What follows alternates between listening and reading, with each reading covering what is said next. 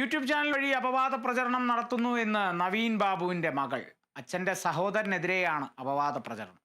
കേസടക്കമുള്ള കാര്യങ്ങൾക്ക് ഏറ്റവും കൂടുതൽ കഷ്ടപ്പെടുന്നത് അച്ഛന്റെ സഹോദരനാണ്. ഇല്ലാത്ത കാര്യങ്ങൾ ദയവായി പ്രചരിപ്പിക്കാതിരിക്കണമെന്നും മകൾ ആവശ്യപ്പെട്ടു. പ്രത്യേക അന്വേഷണ സംഘത്തിൽ വിശ്വാസമില്ലെന്നും പ്രധാന പ്രതികളെ എല്ലാം പോലീസ് സംരക്ഷിക്കുന്നുവെന്നും നവീൻ ബാബുവിന്റെ മകൾ ആരോപിച്ചു.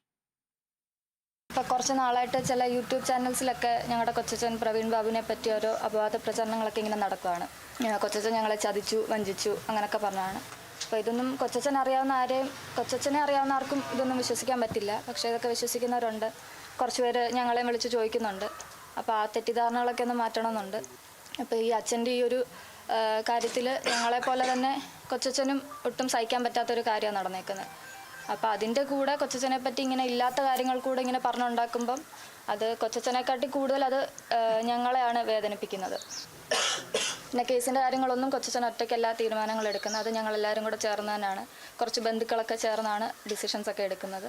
അപ്പോൾ ദയവ് ചെയ്ത് ഇനിയെങ്കിലും നിങ്ങൾക്ക് അറിയാത്തതും അല്ലെങ്കിൽ ഇല്ലാത്തതുമായിട്ടുള്ള കാര്യങ്ങൾ ഇങ്ങനെ പ്രചരിപ്പിക്കാതിരിക്കുക.